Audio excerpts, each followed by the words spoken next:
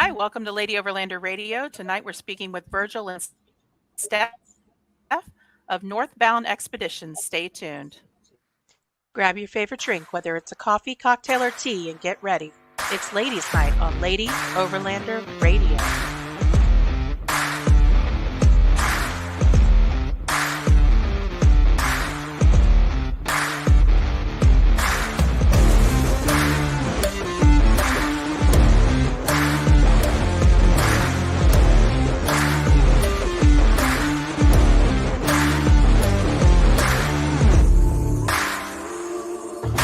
The Lady Overlander Radio podcast is sponsored by CB Adventure Supply, Midland Radio, Go Treads, Overland Spices, The Moore Expo, Wildland Coffee, Adventure Trail Outfitters, Lifesaver Water Filters, Sea Sucker Camp, and Sport Keg. Woo! Hey, Arla. Hey, girl. Hey. What's happening? What's you up to? Not much. Just celebrating my twins' 14th birthday. My boy-girl twins, and they're turning the big 1-4 today. So we're out as a family celebrating. Looks like you're doing a podcast to me. I can't believe they're that old. I'll trade you a 13-year-old. Well, I am doing a podcast too on top of that, but no. Nope. I got two 14-year-olds and a 12-year-old. I am all good. I'm all good.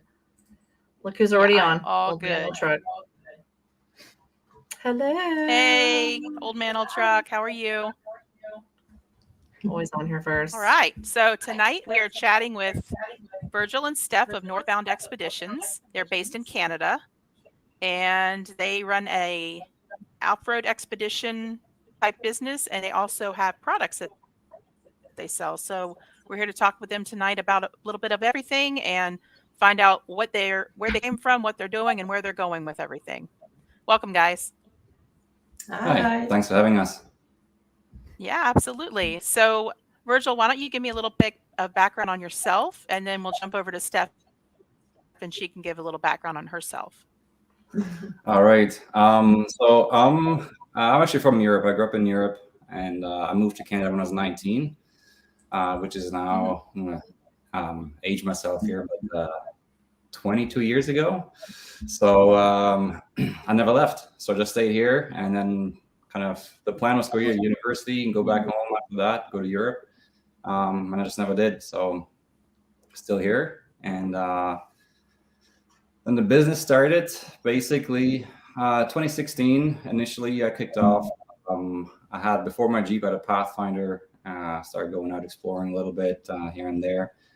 I was always into this whole concept of, overland travel. I didn't know that's what it was called. I was just at some point, my mother, when I lived with her, I was at university. She had a Grand Cherokee, and so I just took that and just threw a tent in the back and a cooler, and then went to explore Cape Breton, for example, which was technically this was like 2004 or 5. It's overlanding, but no one called it that. Didn't know that was a thing, right? But I enjoyed it anyway. So then I got back into it in like 2014 ish with my Pathfinder, and then when I got the Jeep, I was like, okay. A lot of people asking me to come out with me, go on trips and stuff. So I started organizing just trail runs, basically, under the name East Coast Overland. That kind of just grew into Northbound Expeditions in 2018 when we expanded and started making products as well. It was a need, there's products on the market that were really expensive or others that didn't exist. And so we're just like, look, we can probably make this either better quality or cheaper for ourselves, basically. And then people were starting like, hey, can I have one? Can I have one? And then just started growing and making products from there too. And so whenever there's a need that comes up, we identify a niche in the market, we'll either make it or customer asks for something specific, and then I turn it into a product that we carry. And that kind of brings us to today. Nice. Bats Off-Road says, love the garb. Awesome. Yes, sweet. He does. We're going to circle back to the garb in just a second, but I want to hear from Steph. Steph, why don't you give us a little bit of background on yourself? Yeah, so I come from Quebec. I got for work. I came here in New Brunswick 5 years ago, and I met Virgil last year, and he brought me on one of his adventure, and I fell in love with overlanding. And I didn't have a Jeep at the time. I had a Subaru, and I just fell in love with that. And I was like, no, I need to trade my Subaru for a Jeep. So I bought my Jeep, and I'm just following Virgil since then, and I really enjoy it. It's really nice. Yeah, she had a cross track, and then we considered just building her cross track Yeah. into a rig, an overland rig, basically. Which Mhm. there's plenty of them on Instagram and stuff. You can see they're nicely built. But then there's some trails to do here, like Turtle Mountain, for example. Like there's just no way that it could do that, no matter how much you build it. So on one trip we did, I gave her I have two Jeeps, I gave her my second Jeep to take out, Savage, Black JL. And I was in fury as usual. And then, she was like, I love this. So Yeah, and I look at him and I said, no, I'm gonna buy a Jeep. Yeah. Defensively, I said, that's okay. You can use my second Jeep if you want. I have two. Like, you can use it. She's like, nope, I want my own. Yeah, That's it, girl. Yeah. Right on. yeah. It's addictive. Yeah. Oh yes. Yeah. Yeah, it wasn't So long then. before we talk about the garb, let's talk about each of you. Oh, go ahead. Yes, I was just going to say it wasn't long from that day until she actually found a Jeep and came home with it, like pretty quickly. Like she didn't waste any time on this. Yeah, that's that moment. Yeah. Yeah. She knew what she wanted. Oh yes. So tell us about your Jeep, Steph. Oh, it's a GK 2017 Rubicon, and I bought it like pretty stock, and we changed. I think we started with the fender, and after that we changed the tires. I think for The rims. the rims. We put a bumper and a winch that I tried last video, and I really enjoyed it. Yeah. So, I really love my Jeep the way it is now. Yeah, it had a huge lift. So when she bought it, it had on 37s and it was lifted on about 6 inches or so, 4 inches of suspension and 2 inches of body lift. And when we, but it had the factory rims, so it looked really awkward, really narrow and skinny and tall. And so I was like, that needs to go right away. So the first thing we did is we bought rims, more offset rims to make it wider, look like a proper Jeep. I went on a trip in Gaspésie, and due to the body lift, there was a hydraulic, not hydraulic, what was it now? It was my transmission line. Yeah, sorry, the transmission fluid line was rubbing against the steering box because the lift had raised it up to the point where it was no longer free. Normally in factory, they had about 2 inches space between, and with the lift, it was rubbing against it. So like all the vibrations of the road kind of just chewed away at it and caused a leak in the line.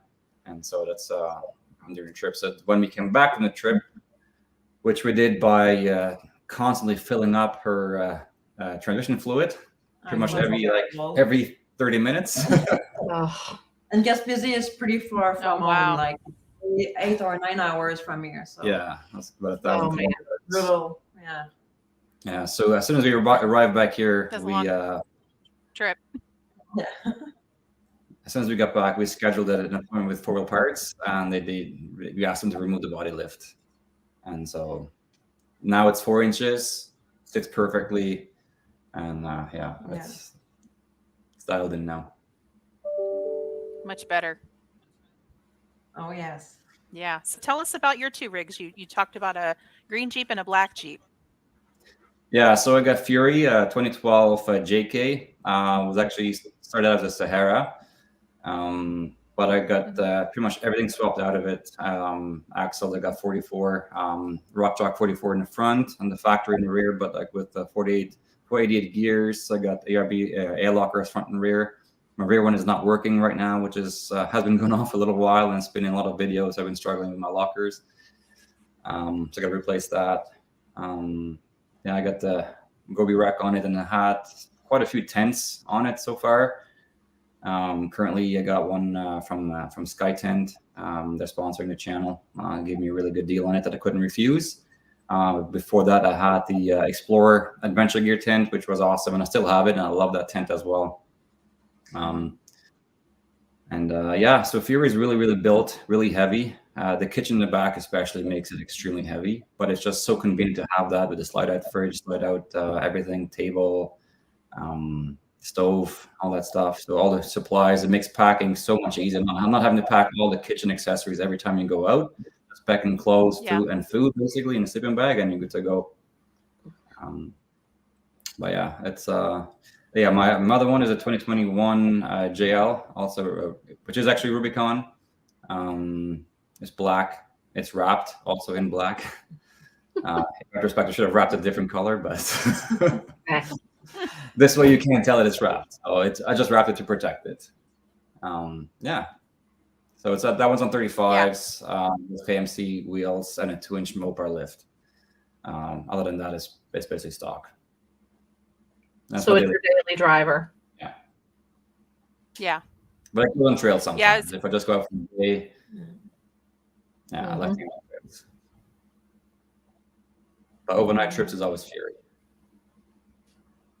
Yeah. Almost always. You mentioned the kitchen in the back being heavy. Did you put any airbags in the back of your suspension yet, or? No, I didn't. About that? I have, I have 6-inch heavy-duty coils in the back and 4-inch in the front. So the rear lift is supposed to kind of counter the weight of the kitchen and makes it sit level. Nice. That makes sense. And we've got very nice. Joey, the Professor, the other half of the Professor Bats and Friends. They both talk about how much they love their garb bags. Yeah. Awesome. These boys. All right, so let's talk about the garb since Joey and Tony want to talk about it. I know. We're going to have to get on to it. All right. Yeah, we're going to have to talk about it. Okay. So that's a bit of an evolution. So this one is now the Garb 2.1. That's the current and latest edition. They're all made the same, kind of the same concept. Heavy duty materials, 1000 denier Cordura, with North American materials. They're handmade, designed and tested in-house. And so the first version was pretty basic, just essentially replacing a trasheroo. No functions beyond that. Now the new ones, you got more pockets, you got other features as well, like a traction board, straps in the lid, so that when you carry traction boards, a lot of people don't know where to put them, or don't have mounts on a roof rack, or jerry rig them somehow. So this gives you a place to put them and store them easily, have them easily accessible when you need them. They're secure there, and you don't lose the capacity of, you don't lose the function of the garbage bag itself. So it's designed to hold two full-size bags side by side, a garbage bag and a recycling bag, hence the name GARB, which stands for garbage and recycling bag. And so left is garbage and right, whichever way you want, but nice. I have it left and right just because, by the name and so my brain works. So that way I always know where to put stuff. So if I go camping, I put all the empty cans in the right side and the garbage in the left side. And so before we had like D-rings to tie a bag to, which was really cumbersome. And then I had to just rip the bag after to take it out. And so I wanted a new way of doing that, improved way. And now it just snaps because the plastic of the bags is obviously so thin. Of the garbage bags, you can just snap it in and then they stay in place very easily. And it has a divider in the middle, which is removable with Velcro, so you can choose to use it or not. You either have one big compartment or have two separate ones if you wish. You can have, use it for waste on one side or store the other side. It's strong enough to carry a whole bunch of wood or any other supplies, wetsuits, anything you want to keep outside of the vehicle that either smells or is dirty or just need access to off and on. And so quite often as we drive on trail, we just pick up empty beer cans usually.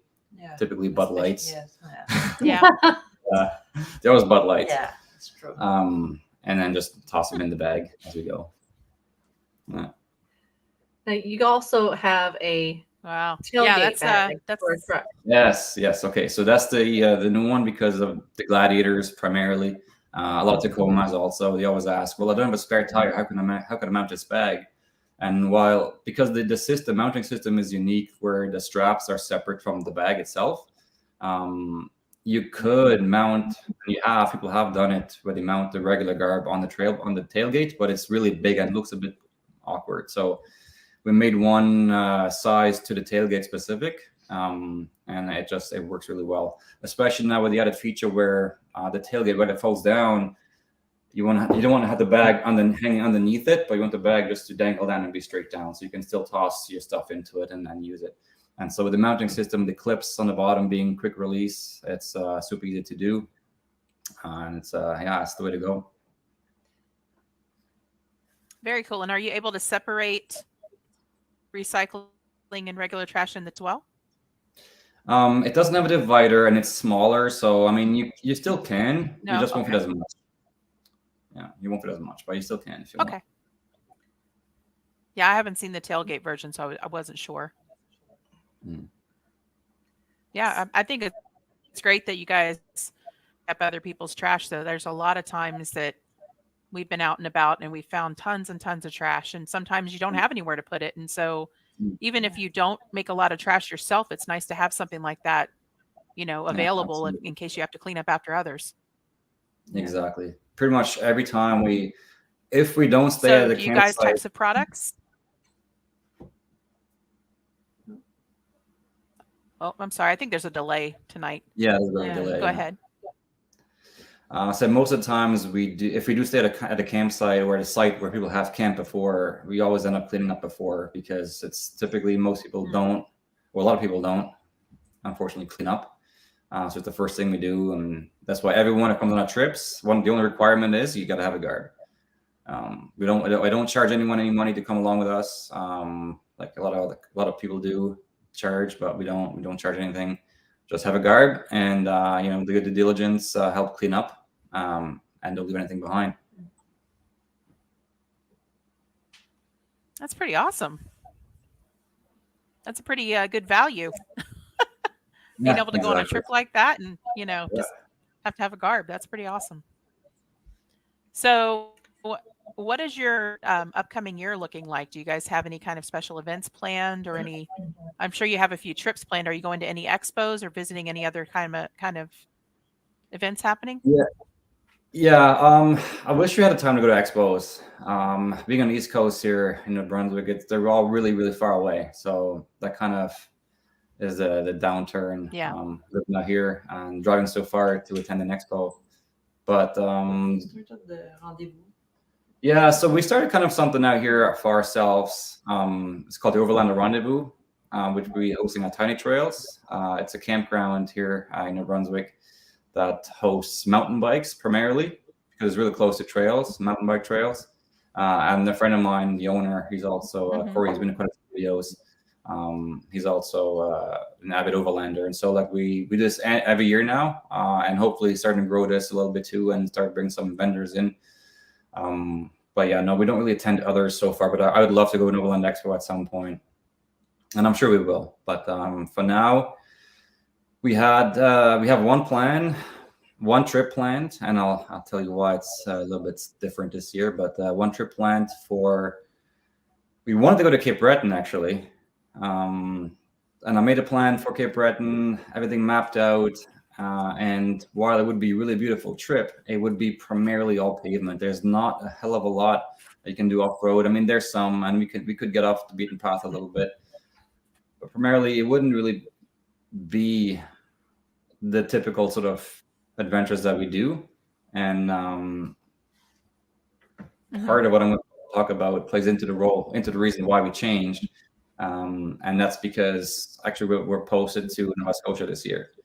So we're moving provinces. And so instead of moving further away again from Gaspésie, and we really want to go back because there's so much left that we haven't done in Quebec yet, in Gaspésie. So we really want to go back. And so we'll go back this year instead. So that's the plan. We'll go for a week-long trip, return to Gaspésie, and it's incredible. If you think there's a lot here in New Brunswick, and there is, Gaspésie is like New Brunswick on steroids. It's incredible. Yeah, and so because wow. we're gonna move provinces this year, that's why we kind of got to cut down a little bit on what we can do in terms of time, and plus then I have a family reunion I got to go to in BC as well. It's gonna take another week of my time, and I only have so much annual time I can take off from my work. So trips this year will be somewhat limited. Yeah. It kind of stinks when work gets in the way of fun. Yes, totally. Adulting. It's no bueno. I know. I don't recommend 0 out of 10. Mm-hmm. Yeah. No. So Has there been anything? Oh, go ahead. on a quick note here, Greg McManus, I saw where he posted today that he is going to be reaching out probably for one of your bags because he's not happy with his current bag as much. So he's looking for something that's a little more durable and stuff. And he saw Tony at Bats Off Road's Tailgater one, and he liked it real well. And on another note, that's the best feature on that is, like you said, when it drops down, when you put the tailgate down and the bag drops down, that's awesome when you're at camp.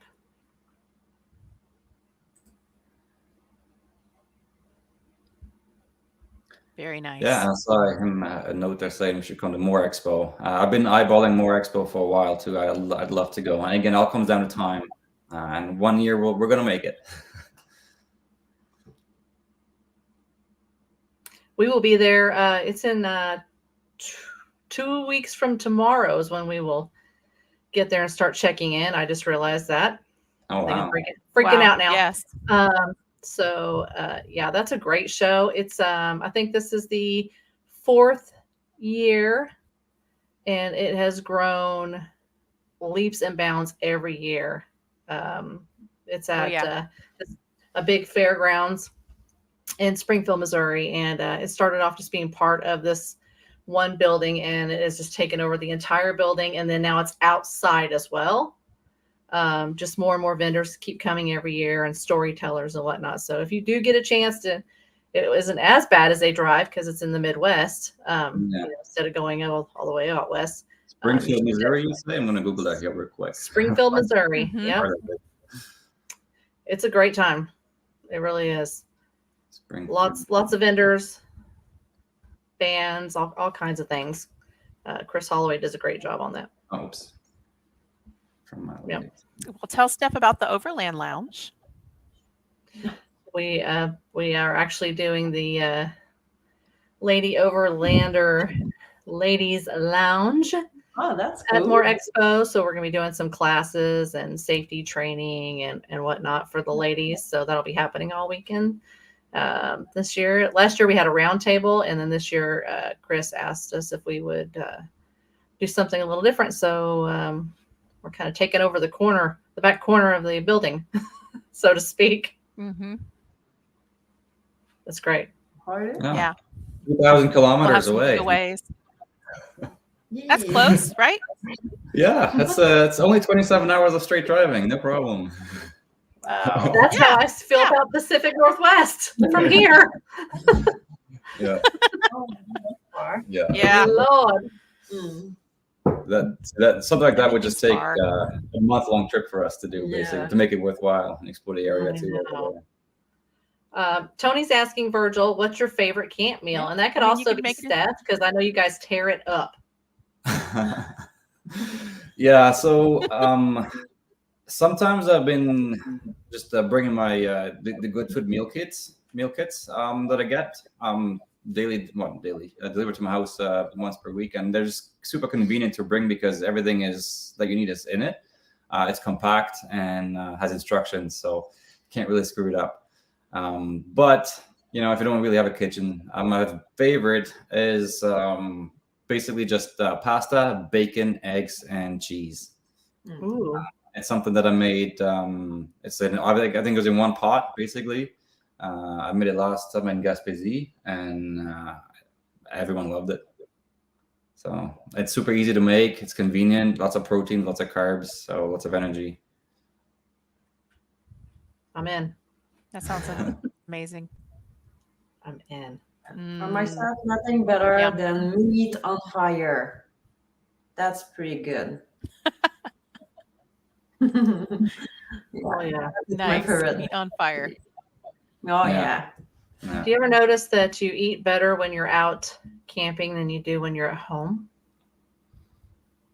Pretty similar, I would say. Yeah. Yeah. Sometimes that's true, but we pretty good at home, I gotta say. And again, it comes down to having those meal kits delivered. Yeah. If I had to decide and go groceries and shop and decide what to make every day, it'd be 3 meals on a rotation. So yeah, that would be true probably.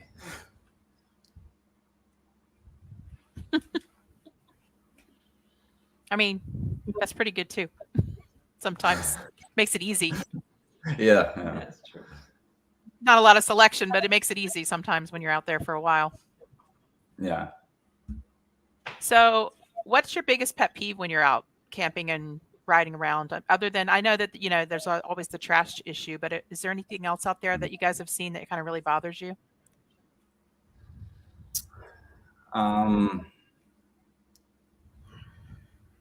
I mean, obviously, the trash is the first thing that comes to mind. Or people around when they are with their 4-wheelers and they are like Yeah. Respecting people around. They are listening music so loud. They are not like thinking about people around, and that's annoying a bit.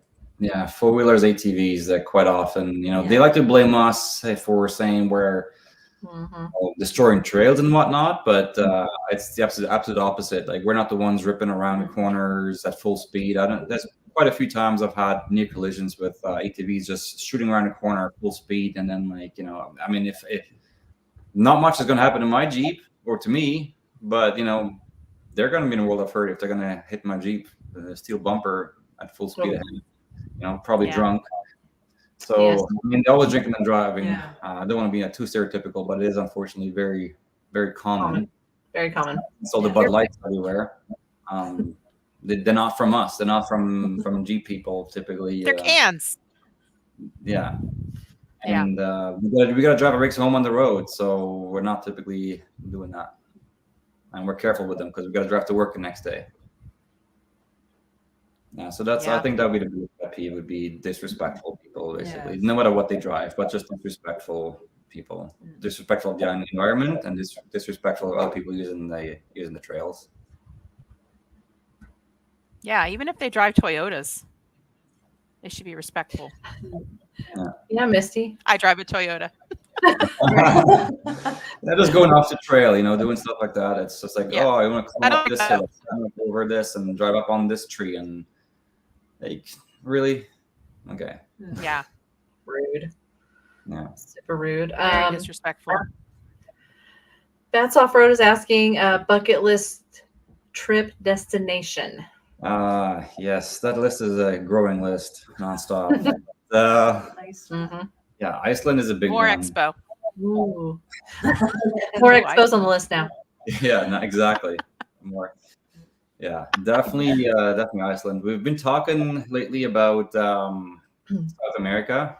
We'd love to go down to Argentina. Yeah. And obviously then also Alaska would like to go. I've been in the Yukon before once because I had a friend of mine there, and we did a really short stint into Alaska for a couple of days, or one day. Yeah, so just dipped my toe in the water there, but definitely want to go back at some point. There's just so much. There's so much to see and do, and so little time. Yes. I think Alaska is on a lot of people's Yeah, bucket list yeah, for to, sure. to hit. I mean, for us, I we'd would like go to go up back in into a Canada heartbeat. also. Yeah, haven't been up to Canada, so need Yeah. to do that too. Yeah. Yeah, even just Colorado. I'd love to go see Colorado, Montana. Oh gosh, yeah, Yeah. we've been to Colorado a couple of times. Bats Off Road says Iceland would be cool. Alaska's at the top of my list. New Zealand is a close second. Oh Lord, Yeah. Yeah. I feel like that's going to be expensive real fast. That's only because you're married to him. Yeah, we're going to have to talk about that after this. Let's see. Old man, old truck. Favorite trip you've ever done and why?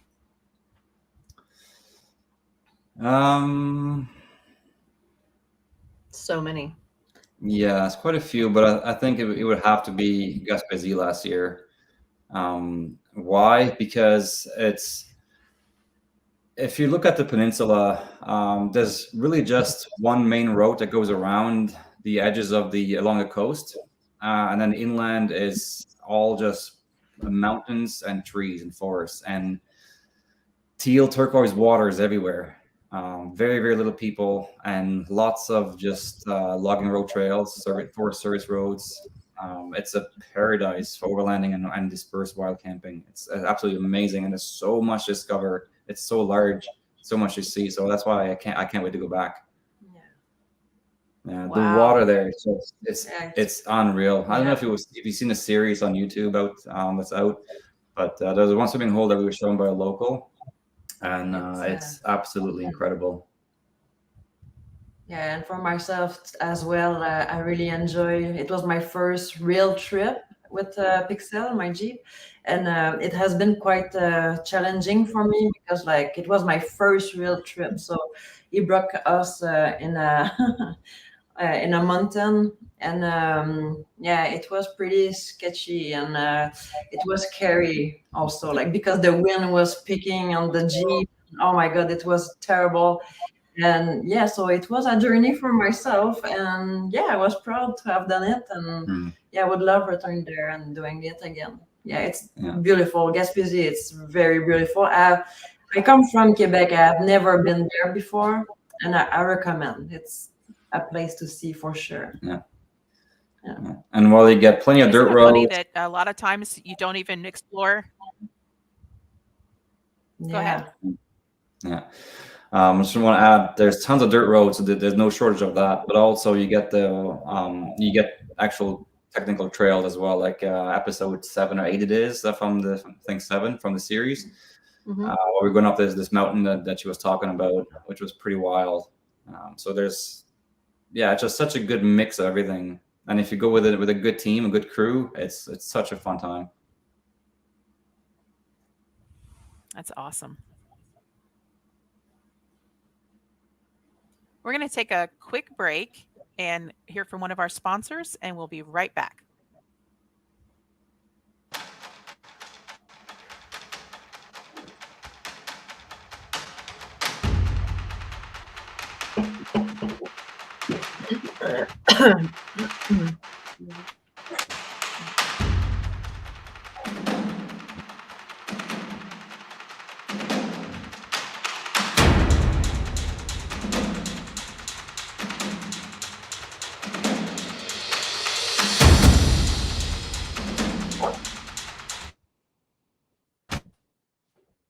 It's the expo.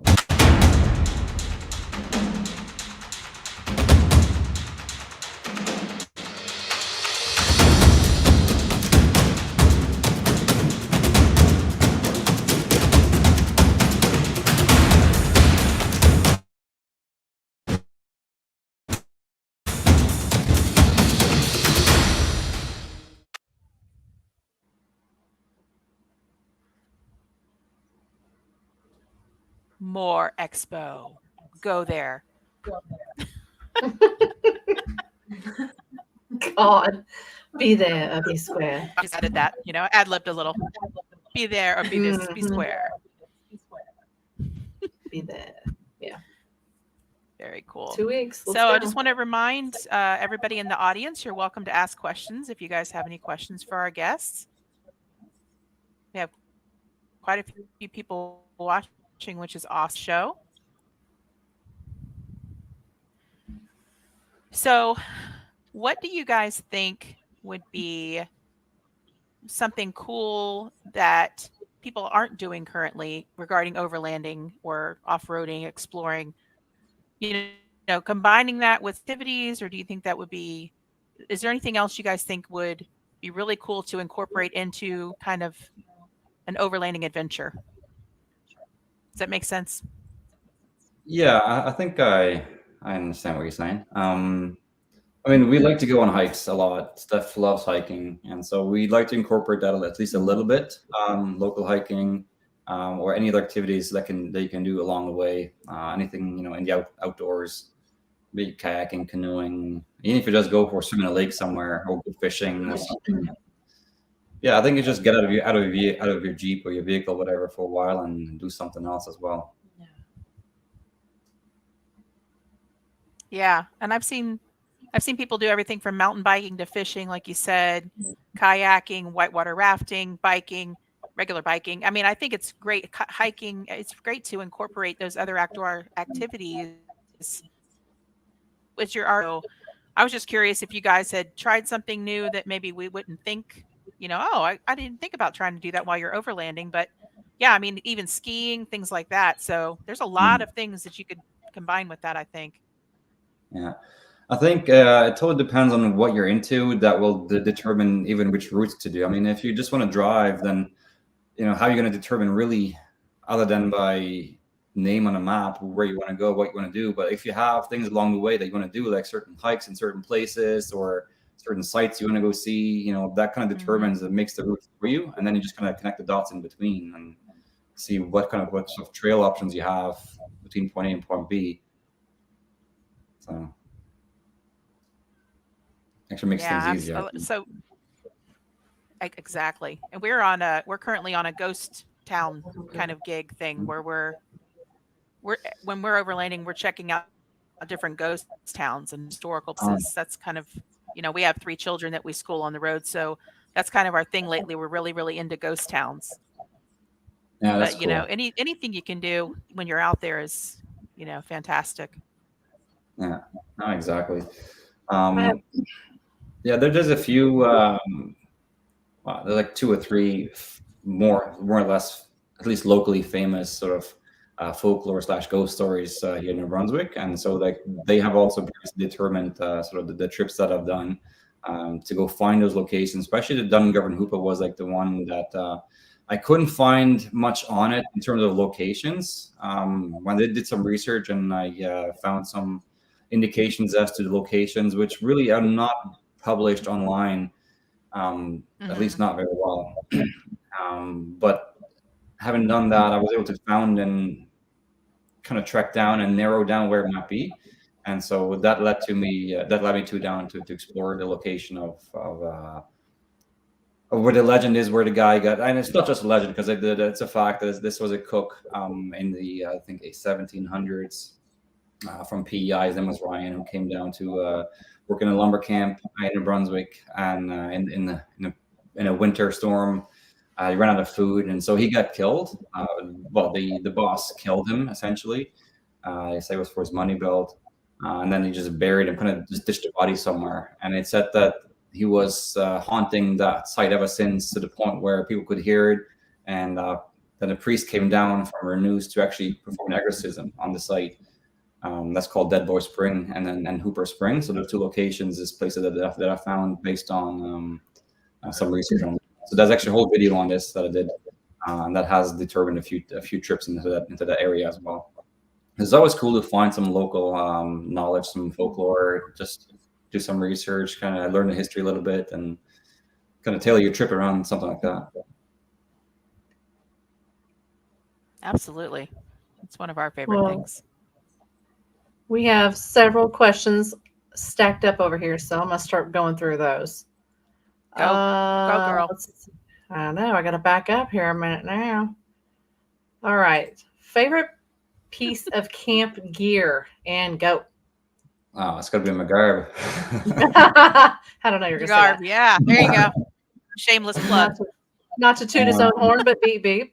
Oh, it's just useful. If it wasn't that, what would it be? Camp gear. Well, I suppose I got to have a place to sleep, so I love my roof tents. I don't think I want to go back to ground tents anytime soon. So, good one. Joey just has a comment. All outdoor activities seem to mesh with overlanding seamlessly, he says. Yeah. I agree with that. Agreed. Greg, what is one thing that you always bring while overlanding? We know shovel. The answer is shovel. Yeah. 100% a shovel. Garb. Yeah, that too. Mine's a garb and a I forgot it once. Yes. and a bath. Uh-oh. Once or twice even. Joey says, we are coming to Canada in July in Ontario, going around the top of Lake Superior. Any advice? What the heck? I didn't know you were going up there. We're having a talk. Where have you been? I don't know. Unfortunately, I'm not very familiar with Ontario's overland routes. Haven't really been out there overlanding, so can't really give you much advice there. I'm sorry. Perfect. Too bad, Joey. Gotta Too wing bad. it, Joey. Figure it out. Greg, what navigation do you use? Favorite app, map, or? That's a good one. So I use my phone and I use Gaia app, Gaia GPS, which is hands down probably the best app there is. I know there. I probably shouldn't say that because I haven't compared it to say Onyx Road or. I know Trails Off Road has an awesome one as well. I was riding through Trails Off Road 4 years ago and doing trails for them, which is something I never really on purposely stopped doing. I just kind of didn't really find the time, I guess, to do it. It's a lot of effort to put into it. But they have a great software as well, great program and resources. Not much in Canada though, because other than the ones out here that I put in, as far as I know. But yeah, Gaia GPS, hands down.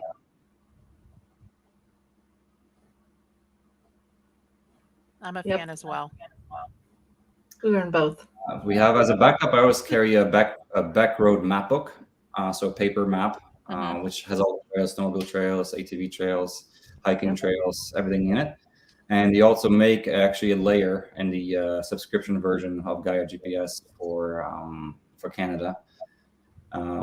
Where they show all the trails as well, so it integrates into Gaia, and I love how you can make the maps, the opacity of the maps, how much you want to see of it. So I can have a blend of satellite and the maps, so I can see the satellite image, but I can also see the trails from the backroad map book kind of through. So it's really neat. Very cool.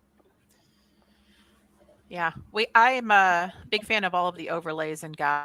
I've used Onyx as well, and it's also a very good app, but I really, really like the crazy functionality that Gaia offers. Sometimes it feels like it's a little overwhelming until you learn it a little better, but it's pretty cool. Well, I think Misty's is overwhelming because she has so many campsites on hers and stuff. You can't even see the map. Not even kidding. It's just this bunch of color. That might be accurate. I'm like, what? Yeah, it's crazy. Yeah, we have routes and campsites and historic sites and everything on there. It's a mess. Yeah, It's a lot. It's a lot. I think my maps give our legs anxiety sometimes. It's too much for me. I'm a simple. Too much. I need simple. Yep. Tell us about your little furry traveling partner. Oh, he must have heard you because it's just coming right now.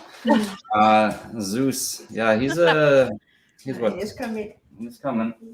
Oh, I hear his name. Yeah, he's 9. Is he 9 or 10? No, 9. Yeah, I just got him 2 years ago.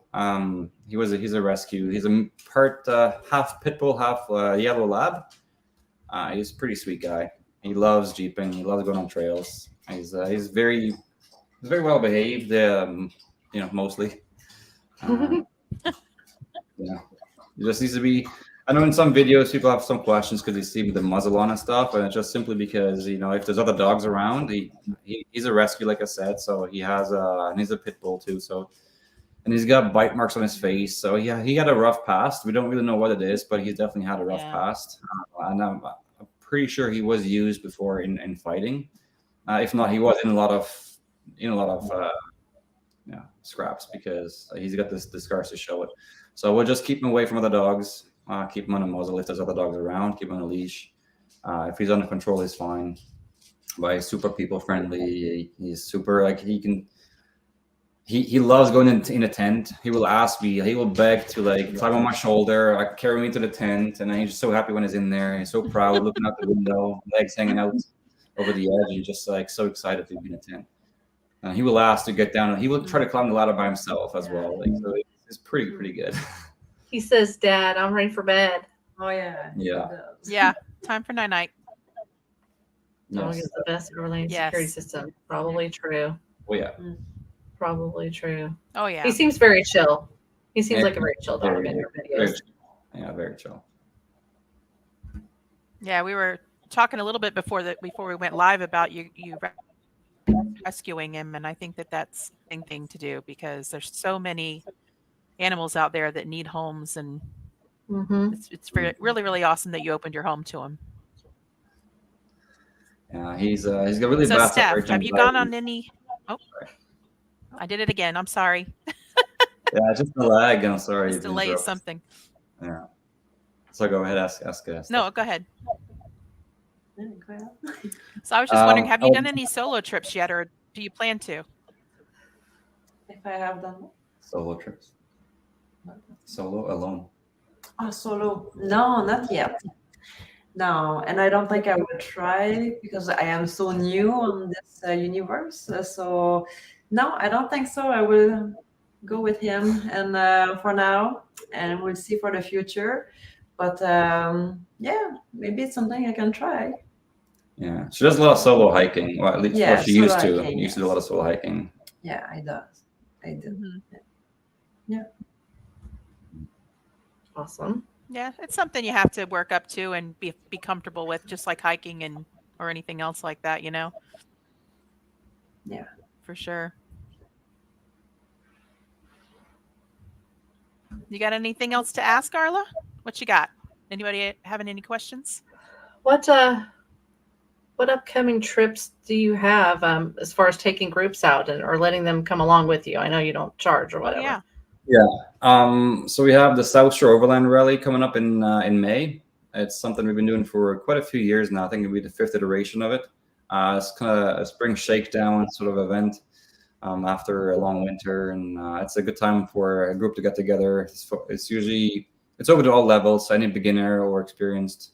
It's usually the trip where I realize how much stuff I'm missing out of my setup, and to kind of get ready for the rest of the season, to get dialed in again. So that's coming up. It's a 2-night trip down to the South Shore. But the weather is finally starting to turn here. Snow is melting, and then hopefully, so far the weather has usually been bad for this trip almost every single year.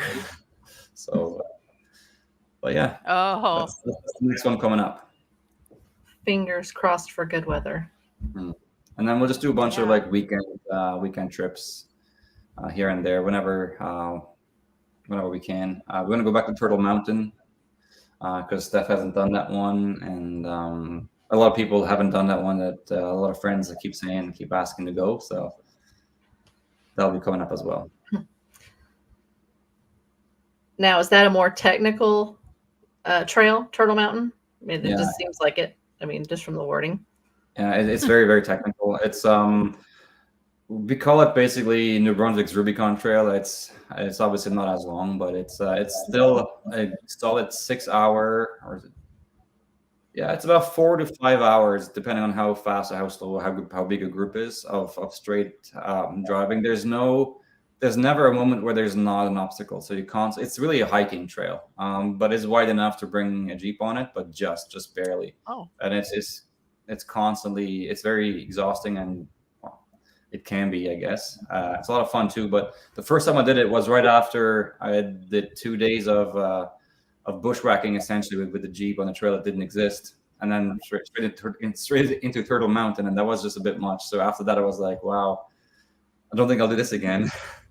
But obviously, I have done it since then, and I'm definitely going back again. But yeah, it's long, it's technical, rocks, trees, steep climbs, and a corkscrew at the end where it's really steep and turns. But then the views are absolutely unbeatable. The whole top is just a granite slab. It's pretty flat, and just all 360-degree views. And, That sounds amazing. Oh, wow. Wow. Now, I'm assuming does. that you lead, are always in lead on these trips. Do you usually. also get out and do the spotting for those that might need a spotter as well? Yeah. So whenever someone does need a spot, we provide radios to anyone that doesn't have a radio. So they just call ahead, and then if they need me to come out, me or someone else or Steph or whoever is available in the group, that can help out in that spot. Awesome. I wish y'all weren't so far away. I know. Yeah. Talking It'd about be all these fun to places. So amazing. Yeah, I mean, in 2018, MSO Mountain State Overland came up here. Did a trip with them for 4 days. And ever since then, we still owe them a return. So they're waiting for us to come down and do a trip with them in West Virginia. So really, that's something in the back of my mind a lot. Actually, I was talking about doing that this summer. I'm kind of glad now we didn't because plans changed big time. But it's still on the list of things to do. Very West Virginia's cool. beautiful. We've both been Yes. there, right? Right, Misty? I love it. It's beautiful there. Yep. Lots of beautiful mountains and stuff. But if y'all do make it down here, you have to let us know. We'll try to meet up or something. Yeah, for sure. Oh, there's so much in the States I want to see. It's crazy. Mm. We think the same thing about Canada. You know, going up, we have conversations about it all the Mhm. time, going over the border and or whatever. It's just, you really need to take a good month whenever you take a trip like that. Just like for y'all, you probably need to, you know, take a good month just to even see a small portion. Time and money. That's all it takes. Yeah. Time and money. The red. What's the red, That's all you Greg? need. Need to come to Overland the Red. Misty can tell you about that. So that is in Kentucky, and it's beautiful. It's in the Red River Gorge area. Mm-hmm. It's usually in October, I think like the third week of October is when they do that. I think Yeah, this it's will around be the rendezvous second time. year or the. Yeah, it's a little bit. It's like a week after Rendezvous in the Ozarks, which you guys probably haven't heard of either, but it's Oh, it's like I'm the third aware. week in October. Yeah, and it's in Kentucky, and you go through. The trails are pretty difficult there, where they at Overland the Red, but it's just a good time of camping and hanging out with people and hitting some trails. It's a lot of fun. I would love to. I'd And love the fall colors, are changing there around that time as well, and the Bluegrass yeah. Mountains. So, Mm. You can't really beat that either. So it's a beautiful area. Got 10 more years to retirement. Unless, I can sell enough garbage each day to live off of it. But until then. 10 years, man, that's not long at all. No. As long as I own Jeeps, I'll probably never retire. Let's be honest here. I mean, it is just empty every pocket. Yeah. That's true. So, Well, I'm hoping to just spend it on fuel at that point. oh, Yeah, that's our favorite. Fuel and tires. Yeah, would love Yeah. doing it actually. Yeah. tires. Oh my gosh. Yeah, right. We're going to have to do that this summer. Tired. Redo. Get new More tires overland out. gear. I don't want to. I don't want to.